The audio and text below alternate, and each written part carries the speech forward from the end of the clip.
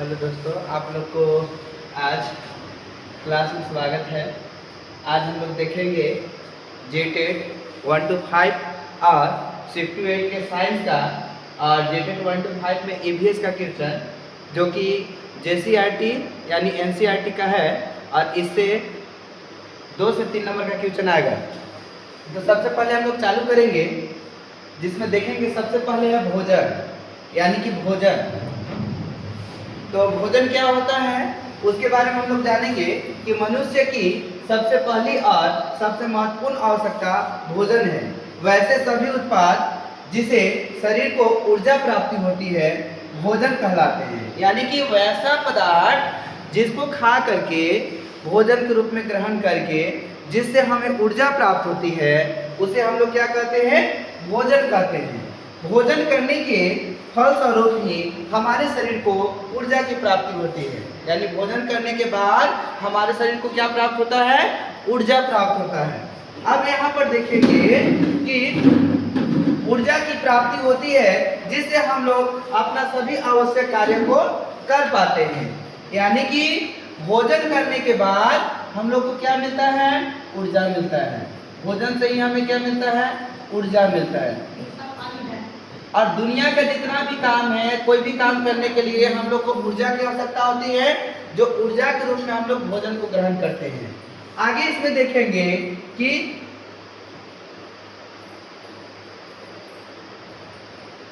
भोजन के आधार पर जंतुओं का प्रकार। तो भोजन के आधार पर जंतु का प्रकार, तो जंतु मुख्य रूप से 3 प्रकार के होते हैं।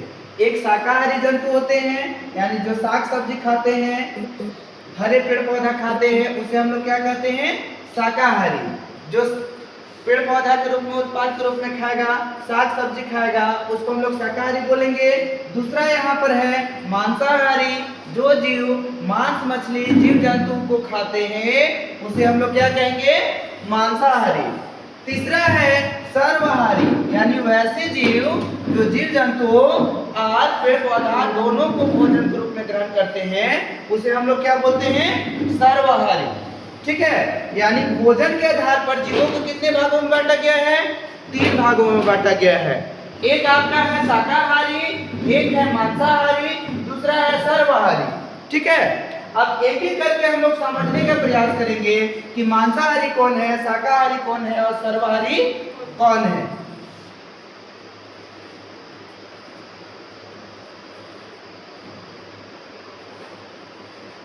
अब यहाँ पे देखेंगे कि शाकाहारी जीव किसे कहेंगे, तो वैसे जंतु जो केवल पौधे एवं उसके उत्पाद को भोजन के रूप में क्या करते हैं, ग्रहण करते हैं या खाते हैं, उसे हम लोग क्या कहते हैं, शाकाहारी जीव कहते हैं। शाकाहारी बोलने का मतलब हुआ कि जो जीव भोजन के रूप में साग सब्जी को ग्रहण करेगा उसे हम लोग क्या कहेंगे, शाकाहारी।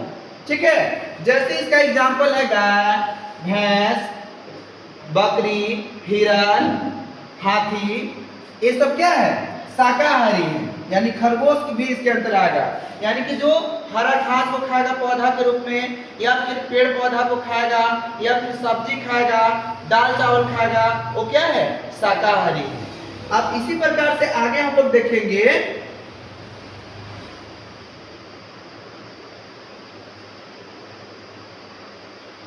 मांसाहारी जीव। तो मांसाहारी जीव को किसे कहेंगे, तो मांसाहारी में हम लोग देखेंगे कि ऐसे जंतु जो केवल भोजन के रूप में दूसरे जंतुओं को मांस को खाते हैं। दूसरे जंतु को किसको खाता है, मांस को खाएगा। ऐसा नहीं कि उसका उत्पाद अगर कुछ मिला, मान ले दूध मिला, तो दूध खाना तो मांसाहारी नहीं है। ठीक है, क्योंकि दूध उसका उत्पाद है, लेकिन जब डायरेक्ट हम लोग उसको मांस के रूप में खाएंगे तो वो मांसाहारी हुआ। जैसे यहाँ पर देखेंगे शेर क्या करता है, मांस को खाता है। चीता मांस को खाता है, बाघ मांस को खाता है, बिल्ली क्या खाती है, मांस खाती है। ठीक है, बिल्ली सर्वहारी में भी आ सकती है क्योंकि दूध भी पीती है, लेकिन मुख्य रूप से हम लोग शेर को देखेंगे तो शेर क्या है, मांसाहारी है। अब मांसाहारी की एक और कैरेक्टर होता है, यानी कि उसका पहचान कैसे करेंगे, तो मांसाहारी की जो छोटी आंत होता है, यानी आंत होता है, वो छोटा होता है। क्या होता है, छोटी आंत। छोटा होता है। जो भी मांसाहारी जीव होगा उसका आंत क्या होगा? छोटा होगा। और जो शाकाहारी होगा उसका आंत क्या होगा? बड़ा होगा। ठीक है। अब इसमें देखेंगे आगे, आपका है सर्वाहारी। तो सर्वाहारी किसको कहेंगे? तो सर्वाहारी कहने का मतलब हुआ कि ऐसे जंतु जो भोजन के रूप में मांस और घास दोनों ही खाते हैं उसे सर्वाहारी कहते हैं। यानी मांस भी खाएगा और घास भी खाएगा। इसका मतलब हुआ कि जो शाकाहारी और मांसाहारी दोनों में शामिल होगा वैसे ही जीव को हम लोग क्या बोलेंगे? सर्वाहारी। ठीक है। अब इसमें देखेंगे कि जैसे कौवा, बालू, मनुष्य, कुत्ता, भालू। ठीक है। भालू क्या है? मांसाहारी है। कुत्ता ये भी मांसाहारी है। बिल्ली मांसाहारी है। कौवा मांसाहारी जीव है।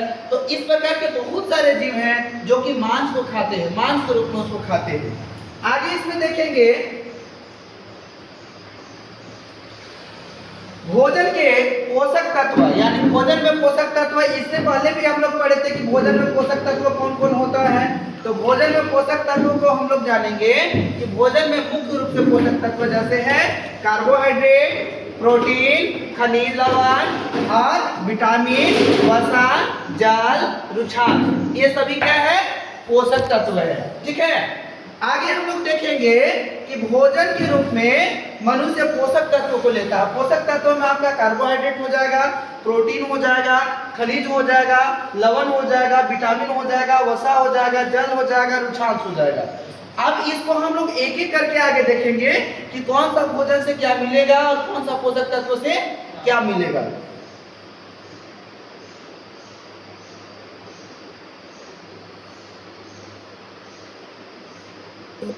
अब यहाँ पर देखेंगे कि भोजन मुख्य पोषक तत्व, भोजन के मुख्य पोषक तत्व। तो मुख्य पोषक तत्व में हम लोग देखेंगे कि भोजन के मुख्य पोषक तत्व 5 गो है। भोजन के मुख्य पोषक तत्व कितना है? 5 गो है।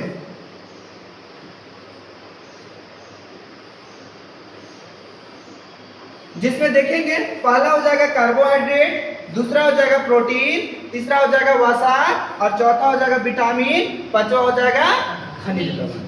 और अन्य पोषक तत्व यानी इनका 2 और अन्य पोषक तत्व है जिसमें हम लोग देखेंगे रुक्षांश और जल। जल और रुक्षांश अन्य पोषक तत्व है। मुख्य रूप से पोषक तत्व कितना है? 5 गो है।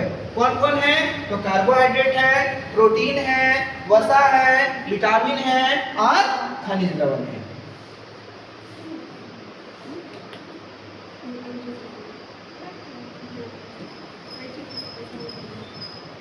अब इसमें देखेंगे सबसे पहले कार्बोहाइड्रेट, यानी कार्बोहाइड्रेट के बारे में हम लोग जानने का प्रयास करेंगे कि कार्बोहाइड्रेट है जी क्या चीज।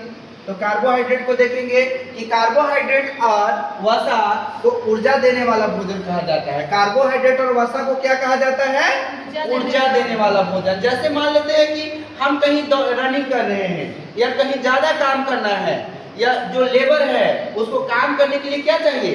कार्बोहाइड्रेट वाला भोजन चाहिए, क्योंकि उसको ज्यादा एनर्जी की जरूरत पड़ता है। ठीक है।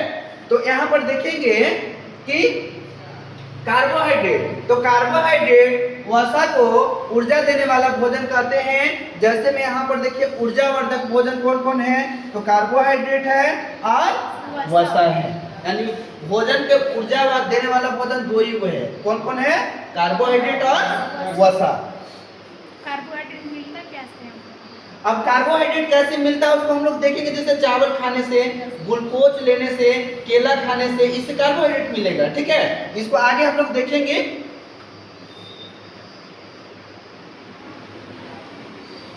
अब देखिए प्रोटीन, तो प्रोटीन को शरीर वर्धक भोजन कहा जाता है। प्रोटीन क्या है?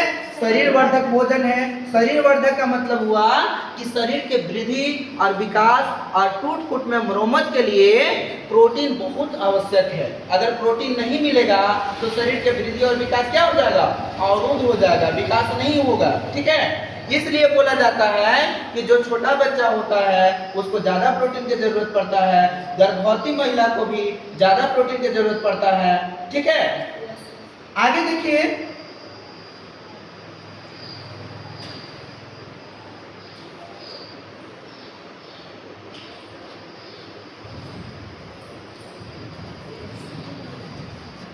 देखिए शरीर वर्धक में हम लोग देखेंगे शरीर वर्धक भोजन। तो शरीर वर्धक भोजन क्या है? प्रोटीन है ना। शरीर वर्धक भोजन क्या है? प्रोटीन है। अब आगे इसमें चलेंगे विटामिन। तो विटामिन हम लोग जानते हैं कि विटामिन और खनिज लवण, विटामिन और खनिज लवण। तो यह शरीर को स्वस्थ रखने में सहायक तथा रोगों से लड़ने में सहायक होता है, यानी स्वस्थ रखने में भी मदद करता है और रोग से लड़ने में सहायता करता है। एक प्रकार से विटामिन जो है वो प्रतिरोधक क्षमता का क्या करता है? निर्माण करता है हम लोग के शरीर के अंदर। अगर प्रतिरोधक क्षमता हम लोग को कमजोर होगा तो प्रतिरोधक क्षमता कमजोर होने से हम लोग के शरीर के अंदर जो भी जीवाणु, बैक्टीरिया, वायरस जब अटैक करेगा तो हमारे शरीर को क्या कर देगा? प्रभावित कर देगा। जब शरीर प्रभावित हो जाएगा तो उस स्थिति में क्या होगा? हमारे शरीर के अंदर रोग हो जाएगा, ठीक है, बीमार हो जाएंगे हम लोग। तो विटामिन और खनिज लवण समझ गए ना कि विटामिन और खनिज लवण का मुख्य कार्य क्या है? कि ये रोग से लड़ने के लिए मदद करेगा, प्रतिरोधक क्षमता का निर्माण करेगा। आगे है रुक्षांश। तो रुक्षांश क्या है? यह शरीर को कभी किसी प्रकार का ऊर्जा प्रदान नहीं करता है। याद रखिएगा, कभी कभी क्वेश्चन दे देगा कि कौन सा ऐसा भोज्य पदार्थ है जो हमारे शरीर को ऊर्जा प्रदान नहीं करता है। तो मात्र एक भोजन है रुक्षांश जो हमारे शरीर को ऊर्जा प्रदान नहीं करता है, ठीक है। तो यहाँ पर देखेंगे कि रुक्षांश क्या है। तो रुक्षांश का मुख्य काम जो है हमारे शरीर में जो अपशिष्ट पदार्थ जब भोजन के रूप में बच जाता है तो उसको शरीर से बाहर निकालने का काम करता है, ठीक है। वो शरीर से क्या करेगा? बाहर निकालेगा, ठीक है। आगे देखेंगे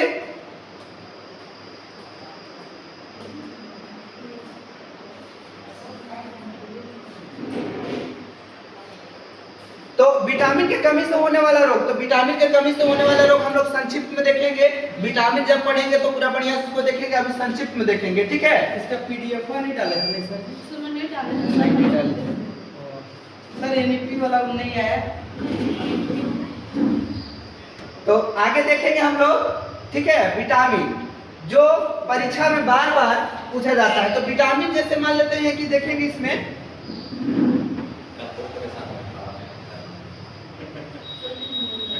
विटामिन ए से क्या होता है? रतौंधी रोग, यानी रात को हम लोग को नहीं दिखेगा, देखने में परेशानी होगा, उसी को हम लोग बोलेंगे रतौंधी रोग, ठीक है। विटामिन ए की कमी से होता है रतौंधी। और विटामिन बी के कमी से क्या होता है? Berry berry. विटामिन बी के कमी से क्या होता है? Beriberi. और विटामिन सी के कमी से स्कर्वी। और विटामिन डी के कमी से रिकेट्स। लेकिन काफी अच्छा पढ़ाते हैं सर। और आगे देखेंगे फैमिली जानते हैं सर, जो पढ़ाया था ना इतना बढ़िया दिमाग में सेटअप हो गया। चलिए मेरा प्रयास है। नहीं, बहुत अच्छा पढ़ाते हैं सर। आगे देखेंगे हम लोग कि ई के कमी से कौन सा रोग होता है? तो प्रजनन क्षमता में क्या हो जाएगा? कमी हो जाएगा। यानी कि कोई जीव जो है अगर विटामिन ई के कमी हो गया जीव में तो उसको बाल बच्चा यानी उसको संतान उत्पत्ति करने में ज्यादा समस्या का सामना करना पड़ेगा, संतान उत्पत्ति होने में ज्यादा समस्या होगा।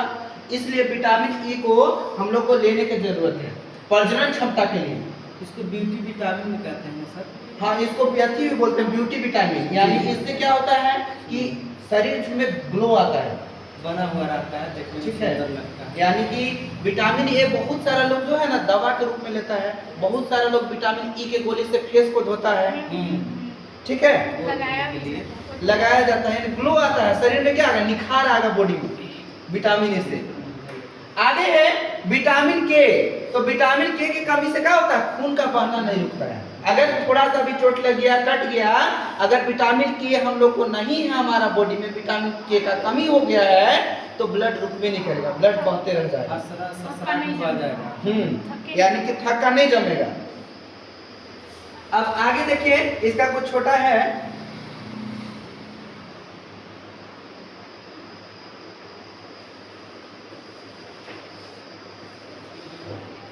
तो विटामिन हम लोग देख ही लिए थे। आगे देखेंगे संतुलित भोजन। यानी संतुलित भोजन क्यों जरूरी है हम लोग को? सबसे पहले जानेंगे कि संतुलित भोजन होता क्या है। Yes sir. ठीक है, तो संतुलित भोजन करने का मतलब हुआ कि सीधा सी हम लोग को समझना है कि हम लोग को तिरंगा भोजन करना चाहिए। ट्रिकुलर। हाँ, यानी त्रिकुलर भोजन है जिसमें हम लोग केसरिया भोजन करेंगे, सफेद भोजन करेंगे और हरा भोजन करेंगे। अगर 3 को भोजन हम लोग ले रहे हैं तो समझिए कि हम लोग संतुलित आहार कर रहे हैं। अगर 3 में से 1 को भी छोड़ रहे हैं तो हम लोग संतुलित आहार में नहीं है। ठीक है, और जब संतुलित आहार हम लोग नहीं लेंगे तो हम लोग के बॉडी के अंदर कुछ न कुछ समस्या उत्पन्न होगा जो हमारे अंदर रोग का कारण बनेगा। अब यहाँ पर देखिए संतुलित भोजन में हम लोग देखेंगे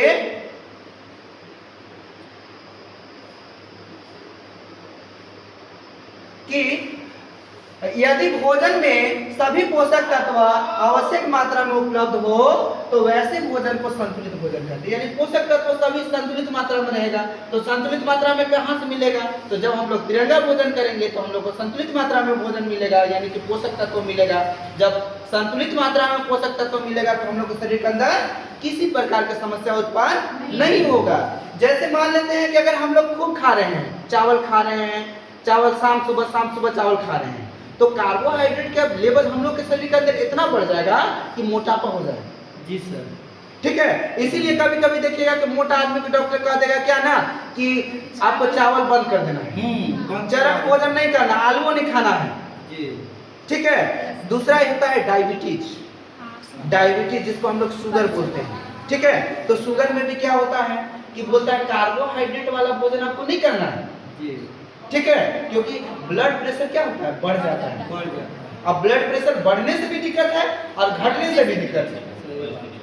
ठीक है, यानी दोनों कंडीशन में दिक्कत है। इसलिए जब भी हम लोग भोजन करते हैं तो भोजन का संतुलित आहार लेना चाहिए, भोजन को बदल बदल के करना चाहिए। ठीक है, अगर भोजन बदल बदल के नहीं करेंगे तो आने वाला दिन में हम लोग को क्या होगा, समस्या हो जाएगी। फिर डॉक्टर के पास जाइए और झोले झोला पैसा दीजिए। सही बात है सर। ठीक है, उससे अच्छा है कि थोड़ा थोड़ा ही हम लोग खाएंगे लेकिन अच्छा खाएंगे खाना। अब आगे देखिए आयोडीन। तो आयोडीन हम लोग जानते हैं कि आयोडीन कहाँ से मिलेगा? तो आयोडीन का सबसे मुख्य स्रोत जो है वो समुद्री जीव से।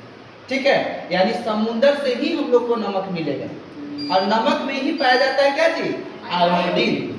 ठीक है, तो सबसे पहले मछली, यानी मछली में क्या मिलेगा, आयोडीन मिलेगा। ठीक है, आयोडीन नमक खाने से भी आयोडीन मिलेगा। नमक हम लोग मार्केट में देखिएगा कि नमक ऊपर लिखल रहता है कि आयोडीन युक्त नमक। जी सर। ठीक है, तो वही नमक खाना चाहिए जिसमें लिखल है, लेकिन आजकल है कि सभी में लिखल रहता है। सभी में लिखल है सर। ठीक है, अब बिना लिखल रहेगा ना तो समझिए कि उसको में केस हो जाएगा। ठीक है, वो बैन हो जाएगा। इसलिए आयोडीन रहे या नहीं रहे उसमें लिखना जरूर है। अब उसमें मात्रा लिखा रहता है तो मात्रा में भी ध्यान देना है कि आयोडीन की मात्रा किसमें ज्यादा है और किसमें कम है। दूसरा है, तीसरा यहाँ पर देखेंगे कि समुद्री उत्पाद से भी हम लोग को क्या मिलेगा, आयोडीन मिलेगा।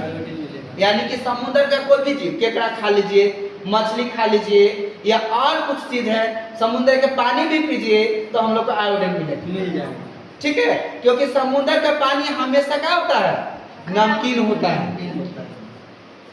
अब देखिए आगे देखेंगे कि आयोडीन की कमी से गले की ग्रंथियां फूल जाती है, यानी गला क्या हो जाएगा, फूल जाएगा, जिसको हम लोग क्या बोलते हैं, घेंघा रोग या गलगंट रोग भी उसको बोलेंगे। ठीक है, घेंघा रोग या गलगंट रोग, ये समस्या बहुत पहले था, अब थोड़ा कंट्रोल हो गया, मतलब थोड़ा कंट्रोल हो गया, पहले बहुत ज्यादा था। ठीक है, तो यहाँ पर देखिए कि आयोडीन की कमी से कौन रोग होगा, ग्वाइटर रोग, घेंघा रोग या फिर गलगंट। ग्वाइटर भी आ सकता है, गलगंट भी आ सकता है या घेंघा रोग। अब आगे हम देखेंगे कि हरे पत्तेदार सब्जियां, पालक में सबसे ज्यादा लोहा पाया जाता है। लोहा हम लोग को खाना जरूरी है, लोह तत्व। ठीक है, यानी आयरन के हम लोग गोली भी लेते हैं। डिकोडिंग थोड़ा चल रहा है। अब यहाँ पर देखिए कि हरी पत्तियां यानी सब्जियां, पालक में सबसे ज्यादा लोहा पाया जाता है ना। अब यहाँ पर देखेंगे कि दूध और अंडा में सबसे ज्यादा कैल्शियम पाया जाता है। दूध हम लोग पीते हैं, अंडा हम लोग खाते हैं, उसमें सबसे ज्यादा क्या पाया जाता है, कैल्शियम। ठीक है। उसका बाहर का लेयर में भी कैल्शियम पाया जाता है, उसका अंदर में भी कैल्शियम पाया जाता है। उसका जो कवच बनल रहता है वो कैल्शियम का ही बना रहता है अंडा का, और मैक्सिमम अंडा का कवच कैल्शियम का बना होता है। ठीक है। और कैल्शियम कहाँ से मुर्गा मुर्गी प्राप्त करेगा, उसको भी तो चाहिए ज्यादा मात्रा में। तो मुर्गा मुर्गी क्या करेगा कि कंकड़ खाता है। जब अंडा देती है मुर्गी तो उस दरमियान क्या करेगी कि कंकड़ खाएगी। कंकड़ अगर नहीं खाएगी तो उसका अंडा जो गिलिप गिलिप हो जाएगा, इसलिए वो कंकड़ खाती है। अब उसी कंकड़ से उसको कैल्शियम मिलता है। ठीक है। अब देखिए आगे, जब शरीर की आवश्यक मात्रा में पोषक तत्व नहीं मिल पाता है तो इसे इस स्थिति को कुपोषण कहते हैं। कुपोषण में क्या होगा तो देखिएगा, तो एगो पैर बढ़ जाएगा, नहीं तो पेट निकल जाएगा, नहीं तो पैरे बढ़ जाएगा, नहीं तो पेटे सूख जाएगा, यानी एकदम जटिल समस्या हो जाएगा। ठीक है। एकदम झलके लगेगा दूर से कि वो कुपोषित है। ठीक है। पतला मोटा से वहाँ कोई मतलब नहीं है, यानी एगो शरीर का कोई अंग ज्यादा हो जाएगा या तो घुस जाएगा या कम हो जाएगा, यही कुपोषण हो गया। और कुपोषण होने का मुख्य कारण है कि हम लोग को संतुलित आहार नहीं मिलेगा तो हम लोग क्या हो जाएंगे, मुख्य रूप से कुपोषित हो जाएंगे। ठीक है। आगे देखिए, लोह तत्व की कमी से शरीर में खून की कमी हो जाती है। जब लोह तत्व की कमी हो जाएगा तो हम लोग के शरीर में क्या हो जाएगा, खून की कमी। ठीक है। जैसे कि महिला में ज्यादातर ये समस्या होता है, क्योंकि महिला में क्या होता है कि ब्लड प्रत्येक माह ऋतुस्राव चक्र के रूप में रिलीज होता है और ज्यादा मात्रा में ब्लड का क्या होता है, ह्रास होता है। इसलिए महिलाओं को स्पेशल आयरन की गोली खिलाया जाता है। ठीक है। तो यहाँ पर देखेंगे कि लोह तत्व की कमी से शरीर में खून की कमी हो जाती है और शरीर कमजोर हो जाता है, जिसके कारण एनीमिया नामक रोग हो जाता है। एनीमिया किसके कारण होगा, तो जब शरीर में रुधिर का कमी हो जाएगा तो क्या हो जाएगा, एनीमिया, यानी लोह तत्व की कमी होगा तो एनीमिया हो जाएगा। ठीक है। अब हमको लोह तत्व कहाँ से मिलेगा, तो लोह तत्व लेने के लिए हम लोग पालक के साथ, सबसे ज्यादा पालक में मिलता है लोह तत्व। ठीक है। मैंने आयरन वाला भोजन करेंगे तो हम लोग को लोह तत्व वाला समस्या खत्म होगा। आगे देखिए कि कैल्शियम की कमी से हड्डी और दांत कमजोर हो जाते हैं। मड़ुआ में भी आयरन ही पाया जाता है। हाँ, मड़ुआ में भी आयरन पाया जाता है। ठीक है।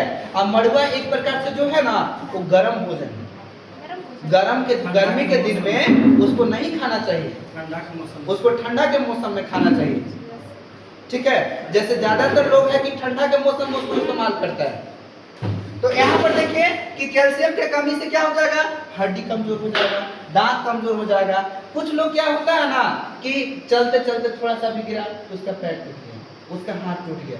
तो शरीर के अंदर क्या होता है ना कि कैल्शियम के, उसका बॉडी में कैल्शियम का कमी हो गया है। अब कैल्शियम का कमी हो गया तो हल्का सा भी चोट लगेगा तो उसका हाथ टूट जाएगा। ठीक है। और कुछ के क्या होता है कि ज्यादा तेज से गिरेगा तब वो उतना नहीं होता है। ठीक है। तो कैल्शियम के कमी के कारण होता है। ठीक है। अब ऐसा नहीं है कि किसी को मारेंगे देखेंगे कैल्शियम है कि नहीं है, वैसा नहीं करना है, लेकिन वो एक अवधारणा है कि कैल्शियम के कमी से हड्डी क्या होता है, कमजोर होता है। ठीक है। और दांत भी कमजोर हो जाता है। जी सर। आगे देखेंगे, भोजन पकाने में विटामिन सी आसानी से गर्म करने से नष्ट हो जाता है। जैसे मान लेते हैं नींबू का हम लोग शरबत घोल लिए हैं और उसको क्या कर दीजिए, गर्म कर दीजिए, पता चलेगा कि नींबू गायब हो गया, खट्टा लगवे नहीं करेगा, क्योंकि उसका जो विटामिन सी है वो क्या हो जाएगा, खत्म हो जाएगा।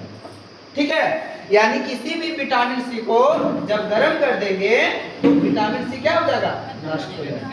जैसे आप ऐसे भी देख सकते हैं कि हम लोग देखते हैं ना कि ठंडा चाहे पेप्सी का जब हम लोग यूज करते हैं तो उसमें रहता है एस्पार्टम। ठीक है। बहुत ज्यादा मात्रा में, जो कि कृत्रिम मधुरक है, एस्पार्टम से बनाया जाता है। अगर उसको गर्म कर दिया जाए तो उसका प्रभाव खत्म हो जाता है। जैसे कि बोतल है ना, अब ये ठंडा का बोतल है, ठंडा भरा रहेगा, गर्म ठंडा पी के देखिएगा, मजा नहीं आएगा, मजा नहीं आता। सही बात है। ठीक है। ठंडा को जितना ठंडा पीजिए, खोल दीजिएगा ना, फिर उसको पैक करके फिर ठंडा करके पीजिएगा ना तो भी ठीक नहीं लगता है। हाँ, मतलब उसमें एक प्रकार से एस्पार्टम पाया जाता है। ठीक है। एस्पार्टम को जब गर्म किया जाता है तो उसका प्रभाव क्या हो जाता है, नष्ट हो जाता है। नष्ट हो जाता है। उसी प्रकार से विटामिन सी है, ठीक है। विटामिन सी को जब गर्म करेंगे तो क्या हो जाएगा? नष्ट हो जाएगा। इसमें ज्यादा सब्जी को भी धोने से विटामिन सी चला जाता हाँ। है ना। मतलब बहुत सारा, जैसे हम लोग क्या करते हैं ना, तो विटामिनों को भगा देते हैं थोड़ा थोड़ा। तो विटामिन हम के लोग- ऊपर भी निकल जाता है ना सब विटामिन से, जैसे मौसमी वगैरह का जूस दिया, इसलिए ज्यादा इसी का कमी होता है। आप देखिए, भोजन पकाने से लाभ, तो भोजन पकाने से क्या लाभ है? ठीक है, तो देखिए कि भोजन में उपस्थित रोगाणु नष्ट हो जाते हैं। भोजन में जो भी उपस्थित रोगाणु रहेगा वो क्या हो जाएगा? नष्ट हो जाएगा। दूसरा, भोजन पकाने से भोजन स्वादिष्ट बन जाता है। अगर कच्चा भोजन खाइए तो स्वादिष्ट लगेगा, जैसे मुर्गा के नोचिए फुल कच्चे नहीं आता है। तो स्वाद नहीं लगेगा, चबरबो नहीं करेगा, नहीं चबेगा। लेकिन जब उसको पका देंगे तो पकाने के बाद क्या लगेगा? स्वादिष्ट लगेगा और मजा भी आएगा, लगेगा कि खा रहे हैं, दांत का स्वाद आ रहा है। क्या सही बात है। आप देखिए आगे है, कच्ची अवस्था में जो भोज्य पदार्थ पचाने योग्य नहीं होते हैं वो पकाने पर पाचन योग्य बन जाता है। जैसे बहुत सारा भोज्य पदार्थ ऐसा है जो कच्चा खाएंगे तो हमारे शरीर के अंदर उसका पाचन नहीं होगा, ठीक है। साग तो होता है जो सेल्यूलोज को हटा जैसे देता साग है, साग में सेलुलोज पाया जाता है, तो सेलुलोज का पाचन के हम लोग के अंदर पहले था, लेकिन धीरे धीरे वो क्या हो रहा है? विलुप्त हो गया। समाप्त हो गया, विलुप्त हो गया, ठीक है। सेलुलोज को नहीं पचा पाता है, जिसके कारण उसको हम लोग क्या करते हैं? पका के खाते हैं। मैक्सिमम भोजन हम लोग पका के ही खाते हैं, सही बात है। ठीक है। पहले के आदि मानव था जो कच्चे खाता था, लेकिन हम लोग क्या करते हैं? पका के खाते हैं। पकाने का मुख्य उद्देश्य है कि स्वाद में अच्छा लगे, ठीक है। सब पका के खाता है। हाँ? हाँ नहीं तो हम, मेरा कहना है कि पकाना है भोजन को। अब आग में पका रहे हैं, गैस में पका रहे हैं, हीटर में पका रहे हैं, जहाँ पकाइए आप जितना बढ़िया से पकाइएगा उतना बढ़िया लगेगा, उतने स्वाद देता है। जैसे मान लेते हैं कि हीटर में गर्म कर दिए तो स्वादिष्ट कम हो जाएगा, डायरेक्ट हो जाएगा, झोला गया। अब आग में उसको पकाएंगे तो ज्यादा बढ़िया लगेगा। जैसे मकई हमको पकाना है, तो मकई अगर गैस में पका के खाएंगे तो कैसा लगेगा? उतना स्वाद नहीं देगा। हाँ, फल तरी लगेगा। लेकिन जब उसको हाँ? अब आगे में उसको पकाएंगे तो ज्यादा बढ़िया लगेगा, ठीक है। अब यहाँ पर देखेंगे, पौधों से प्राप्त भोजन के आधार पर पौधों को दो प्रमुख भागों में विभाजित किया गया है। कितना भागों में बांटा गया है? दो भागों में। एक है आपका स्वपोषी और विषमपोषी। इसको पढ़े थे इससे पहले क्लास में भी, स्वपोषी क्या होता है और विषमपोषी क्या होता है। तो स्वपोषी हम लोग किसको कहेंगे? अपना भोजन खुद ही बना के प्राप्त करता है और जो दूसरे पर निर्भर रहता है वो विषमपोषी। यानी जो अपना भोजन स्वयं बनाएगा, किसी दूसरे जीव पर आश्रित नहीं रहेगा, उसे हम लोग क्या बोलेंगे? स्वपोषी खड़े बोलेंगे, 100% जो ठीक है। जैसे स्वपोषी में क्या हो जाएगा? स्वपोषी के लिए मुख्य रूप से आवश्यक पदार्थ खनिज लवण स्वपोषी पेड़ पौधा सब स्वपोषी करता है ना। और कुछ जंतु है जैसे शैवाल, ठीक है, वो क्या करेगा? स्वपोषी पोषण करेगा। जंतु है वो। हाँ, जीव में आता है शैवाल, ठीक है। शैवाल और कवक जीव में आता है। अच्छा, वो दोनों सहजवी लगा दी। अब देखिए यहाँ पर स्वपोषी में हम लोग समझेंगे कि स्वपोषी के लिए आवश्यक पदार्थ क्या क्या जरूरत है, बता दीजिए। बताया सूर्य के प्रकाश, खनिज लवण खनिज लवण, कार्बन डाइऑक्साइड, कार्बन डाइऑक्साइड। मुख्य रूप से चार को याद रखना है कि मुख्य रूप से चार को चीज की जरूरत पड़ता है। सूर्य का प्रकाश हो गया, क्लोरोफिल हो गया, कार्बन डाइऑक्साइड हो गया और जल हो गया, ठीक है। तो जो अपना भोजन स्वयं बनाएगा उसे क्या कहेंगे? स्वपोषी। और स्वपोषी के लिए देखिए यहाँ रिएक्शन भी दिया हुआ है, कार्बन डाइऑक्साइड, H2O और सूर्य का प्रकाश, क्लोरोफिल जब आपस में मिल करके अभिक्रिया करेगा, जब भोजन बनाएगा तो भोजन बनाने के बाद यहाँ पर क्या बनेगा? ग्लूकोज के रूप में मिलेगा हमको, ठीक है। ये क्या हो गया? ग्लूकोज। उसके बाद ऑक्सीजन मिलेगा और साथ में हमको क्या मिलेगा? जल मिलेगा, ठीक है। आगे देखिए, विषमपोषी या परपोषी, ठीक है। परपोषी बोल सकते हैं या विषमपोषी भी बोल सकते हैं। पौधा जो अपना भोजन स्वयं नहीं बनाते हैं और वे अपने भोजन के लिए अन्य पौधों तथा पशुओं पर निर्भर होते हैं। यानी जो कोई भी पौधा हो सकता है, जीव जंतु हो सकता है, जो अपना भोजन के लिए दूसरी जीव पर आश्रित रहेगा, उसको हम लोग क्या बोलेंगे? विषम पोषी पोषण। जैसे हम लोग कुछ पौधा भी इसके अंदर आता है, ठीक है, कुछ जंतु भी आता है जो कि क्या करता है? विषम पोषी पोषण करता है। अपना भोजन के लिए कहाँ रहेगा? दूसरे जीव पर आश्रित रहेगा। ठीक है।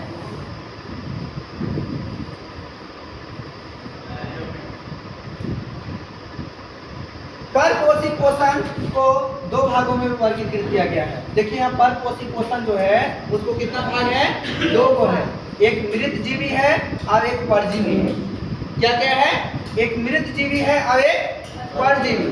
तो मृत जीवी हम लोग किसको बोलेंगे?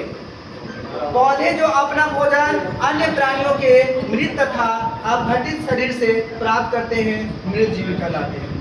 यानी अपघटित के यानी मरल चीज से उठाया हुआ भोजन करेगा, ठीक है, जिंदा से नहीं करेगा, मरा हुआ जीव से करेगा। जैसे यहाँ पर कवक हो गया, फफूंद हो गया। कवक क्या करता है? सड़ा गला चीज से भोजन प्राप्त करेगा, ठीक है। दूसरा उसका फफूंद हो गया, ये भी क्या करेगा? सड़ा गला चीज में उगेगा, मशरूम, ठीक है, वो सड़ल गलल में ही उगता है, ठीक है। यानी ये एक प्रकार से क्या है? मृत जीवी। मृत जीवी कहने का मतलब हुआ कि मरा हुआ जीव से जो अपना भोजन प्राप्त करेगा उसी को हम लोग क्या बोलेंगे? मृत जीवी, ठीक है। यानी सड़ेगा, गलेगा, उसी से जब भोजन उसको प्राप्त होगा तो उसको हम लोग क्या बोलेंगे? मृत जीवी। अगला दूसरा है परजीवी। तो परजीवी हम लोग किसको बोलेंगे? पौधे जो अपना भोजन अन्य जीवित प्राणियों के शरीर से करते हैं, परजीवी कहलाते हैं। जैसे अमरबेल। अमरबेल देखिए आप लोग, पीला रहता है, पेड़ में लग जाएगा, ठीक है। उसको अलग जड़ी देहाती में बोलते हैं, ठीक है। उसका जड़े नहीं रहता है, नहीं रहता, कहीं वो किनारी में रहेगा और पौधा जो भोजन बनाएगा वो वही खाएगा। और पौधा को ऐसा कर देगा ना कि हड्डी पसली पौधा का सब खत्म हो लकड़ी जाएगा, कर देता है, पूरा सुखा देता है। पौधा क्या हो जाएगा? मर जाएगा, ठीक है। दूसरा है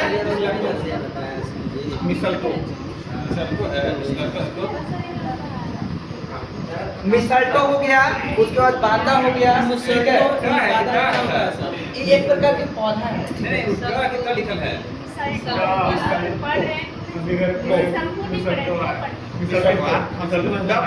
देखिए मिसल्टो या मिसल्टो दोनों पढ़िएगा, चलेगा। ता और ता में ज्यादा अंतर नहीं है, ठीक है, चलेगा। ये कैसा पौधा होता है? तो ये एक प्रकार से परजीवी पौधा ही है। ये भी पेड़ पौधा के ऊपर रहता है, ठीक है। इसको आप लोग देखना होगा तो सर्च करके देख लीजिएगा, नहीं तो 7 क्लास की किताब में साइंस में है, ठीक है, मिसल्टो। उसके बाद है बांदा, ये भी 7 क्लास के बुक में मिलेगा। बांदा? हाँ, बांदा नहीं, बांदा। आप देखिए आगे है अमरबेल, परजीवी पादप का उदाहरण। अमरबेल भी देखे होंगे आप लोग? जी सर। अभी ना देखें? हाँ। अब आगे है पशु जंतु को पालने का उद्देश्य। पशु और जंतु को हम लोग क्यों पालते हैं? पालने का क्या जरूरत पड़ा? उससे लाभ हो, दूध मिले, ठीक है, भोजन मिले, तो उसको बहुत तरह के काम के लिए हम लोग उसको पालते हैं। पहला तो भोजन उद्देश्य रहता है, दूसरा उसका उद्देश्य है कि सवारी करेंगे। तेल के दाम बढ़ गया है, आपका माइंड में थोड़ा सा कम है कि सवारी नहीं करता है। सवारी बहुत लोग करता है सर। जैसे आप चल जाइए राजगीर, स्पेशल घोड़े से घूमता है लोग, गाड़ी से नहीं घूमता है। राजस्थान में केवल राजस्थान चल जाइए, हम देखिए मजबूरी के बात नहीं है, हम लोग क्या कर रहे हैं? धीरे धीरे प्रयोग हम लोग बंद कर दे रहे हैं, लेकिन बहुत ऐसा जगह है जहाँ पर उसका इस्तेमाल होता है। जैसे गंगटोक चल जाइए तो वहाँ पर गाड़ी चढ़ भी नहीं करेगा ऊपर, ठीक है। तो वैसे वैसे जगह में क्या होता है कि जीव जंतु को पाला जाता है। जैसे घोड़ा हो गया, घोड़ा को पाला जाएगा ऊपर चढ़ने के लिए, ट्रेनिंग दिया जाता है, ठीक है। तो देखिए आजकल विभिन्न उद्देश्य से मानव जंतु को पालते हैं। पहला दूध के लिए, दूध के लिए बहुत गाय भैंस बकरी हो गया, भेड़ी हो गया, दूध के लिए पालेंगे। हाँ? आदमी लंबा होता है, बहुत कैल्शियम ऊँट के दूध में कैल्शियम ज्यादा मात्रा में पाया जाता बहुत ज्यादा है, ठीक है, और उसमें गर्मी भी ज्यादा पाया बहुत जाता है। ज्यादा गर्मी है। बकरी का भी दूध होता है। हाँ, गर्मी में बकरी में भी पाया जाता है, लेकिन ऊँट में भी पाया जाता है, ठीक है। तो देखिए यहाँ पर कि गाय भैंस बकरी ऊँट दूध देने वाला पशु है, उन्होंने हमें दूध के लिए पालते हैं, यानी उनको किसके लिए पालते हैं? दूध के लिए, जिससे हमें दूध प्राप्त होगा उसको दूध के लिए पालते हैं, जी सर। ठीक है। बकरी पालने का और उद्देश्य है, ऐसा नहीं कि खाली दूध खातिर बकरी पालते हैं, ठीक है, उसको मांस के लिए भी पालते हैं कि खांसी होगा तो उसको काट के खाएंगे, जी सर, इसमें कोई डाउट नहीं है सर। ठीक है। तो एक चीज का पालने का बहुत उद्देश्य हो सकता है, ऐसा नहीं है कि बकरी पाल रहे हैं तो खाली दूधे लेंगे उससे, ठीक है। बकरी से क्या बनता है? ऊन भी बनता है, जी सर, ठीक है, पश्मीना ऊन। आगे आएगा इसमें है बहुत तगड़ा, उसका साल 6 को स्वेटर के को बराबर होता है। अंडे के लिए, बहुत सारे जीव जंतु को अंडा के लिए भी पालते हैं, ठीक है। अंडा में प्रोटीन जो मात्रा में होती है, इसलिए हम लोग मुर्गी पालन, बतख पालन अंडा के लिए करते हैं। अब मुर्गी पालन ऐसा थोड़ा है कि अंडे के लिए करते हैं, इसका भी जो है मुर्गी को हम लोग खाते भी हैं, व्यापार के लिए भी बतख को हम लोग खाते भी हैं, उसका उद्देश्य व्यापार भी है, जी सर। ठीक है। तो एक चीज का पालने का बहुत सारा उद्देश्य हो सकता है, ऐसा नहीं कि खाली दूध दे रहा है तो दूध के लिए पाल रहे हैं, अंडा दे रहा है तो खाली अंडे के लिए पाल रहे हैं, ठीक है। आगे देखिए, भार ढोने के लिए, बहुत सारे जीव जंतु को भार ढोने के लिए, जैसे गधा, गधा को हम लोग भार ढोने के लिए पालते हैं। अब थोड़ा सा प्रचलन क्या हो गया है, कम हो गया है। गधा में कोई ढोता है रोड में? अब नहीं ढोता है, इसलिए ना- विशेष जगह में अब उसका यूज होता है, ठीक है। जहाँ पर साधन नहीं है यातायात का, तो वहाँ पर क्या किया जाएगा? गधा को पाला जाएगा और गधा के माध्यम से बोझा को ढोया जाएगा। हरियाणा तरफ जो ना घोड़ा का भी नहीं हो सकता है, घोड़ा हो सकता है, घोड़ा लंबा है। इस समय ज्यादा दम नहीं है, ठीक ना?